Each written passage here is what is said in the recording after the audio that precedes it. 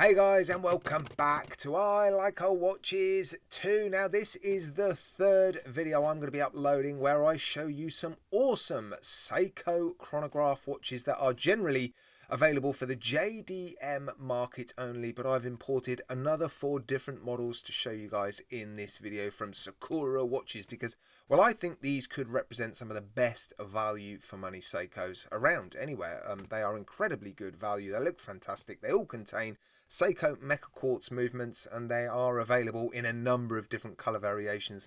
I've already reviewed one, and then I've uploaded another video where I've unboxed 5 different model variations, and in this video I'm going to unbox for you guys another 4 different model variations because, well, I've been inundated with emails from people saying I've got one already, it's awesome, or I think it's awesome and I'm going to get one. So yeah, I thought I'd take the opportunity to get another 4 in to show you. So sit back, relax and enjoy the video. First up, we have the SBTR 005. And there it is. Now you may look at this one and think you've already seen it. But actually what you will have seen is a very similar watch but with sub-dials at the 3, 6 and 9. And in my previous video I did explain that I do prefer these watches with the sub-dials at the 3, 6 and 9, but I do also understand that some people prefer them at the 6, 9 and 12. So this is very similar to the other all stainless steel and silver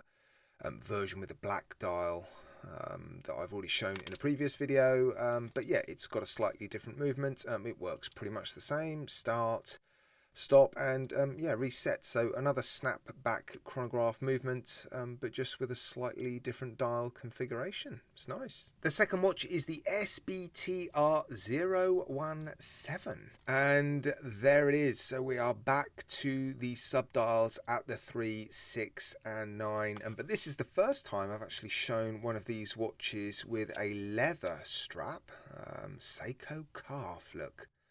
And actually, it does feel like a surprisingly nice strap. I'm not a huge fan of faux croc print, but actually, the strap feels all right, and the buckle looks a touch premium as well. Look, and I also love, who doesn't love gold on green? That is a really, really nice color combination, and I'm really glad they've left these pushers and the crown silver instead of adding a gold finish to those.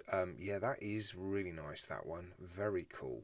Watch number 3 is the SBTR 009. But yeah, I like it. I liked the previous one with a sunburst silver dial, and yeah, this one's no different, although the sub-dials just look like a plain white colour.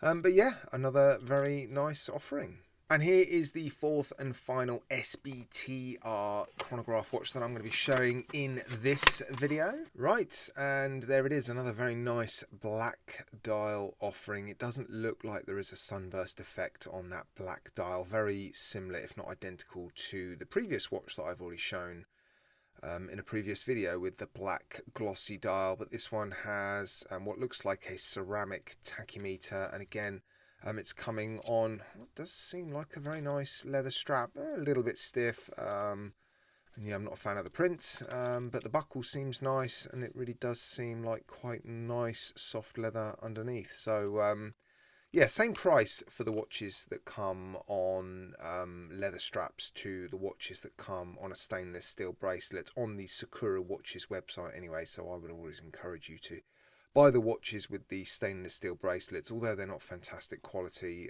the buckles aren't great, they are pressed, but still you can always buy straps like this afterwards. But yeah, another nice colour variation of the SBTR range. Now I do have a 5th chronograph, but it is not an SBTR, it is an SBPY165, another JDM sort of affordable chronograph. This one in price sits between the SBTR range and the sort of Seiko speed timers that have been doing the rounds recently, a fairly new release in 2022. Those watches in the UK retail for £590. I think they have solar powered movements. They're beautifully made, quite thick and chunky, but this one is in the middle in terms of price. It's around £250, I think, and They again contain a solar powered movement, but I don't believe it is